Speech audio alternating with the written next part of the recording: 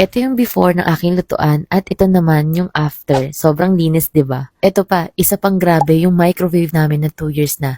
Ganito na siya after maggamitan nitong Cliva. Ito yung multi-purpose cleaner na gamit ko lately. So tara, maglinis tayo. Ang aksaya nga sa oras kapag ginagamitan ko to ng dishwashing o kaya kung anong sabon. Kasi kahit anong gawin ko, hindi siya naaalis. Pero tignan nyo naman to. Grabe, nalinis niya na agad, natanggal niya na agad yung parang mga stains na kalawang or mga namuong mantika. Ang bilis, hindi ko yan binabad guys ha. Tingnan nyo naman kung gaano niya nalinis agad. Hindi na siya kailangan banlawan, pwede nyo lang punasan. Nag-gloves lang ako dyan since buntis ako. Para safe pa rin para sa atin. Grabe, nakailang spray lang ata ako pero tanggal dumi talaga siya. Guys, hindi lang to para sa kusina ha. Pwede to sa lababo, sa microwave, sa ref, o kahit anong may stain sa inyong bahay. Tingnan nyo naman yung microwave namin, sobrang dumi. 2 years na to pero grabe, nagigitata na siya. Naalis niya rin pati yung mga may kalawang. Grabe, sobrang sulit nito. Guys, mag-order na rin kayo nitong Cliva Multi-Purpose Cleaner na 500 ml. Meron silang promo ngayon na 40% off plus meron kayong free na multi-purpose car cleaning towel kapag nakapag-order kayo ng 299 pesos above. Guys, around 160 lang isang bottle nito. Tapos pag buy one take one, 300 plus lang. Tanggal dumi at balik kinis talaga ang mga gamit. So add to cart mo na, lagay ko dyan sa yellow basket. Yun lang, bye!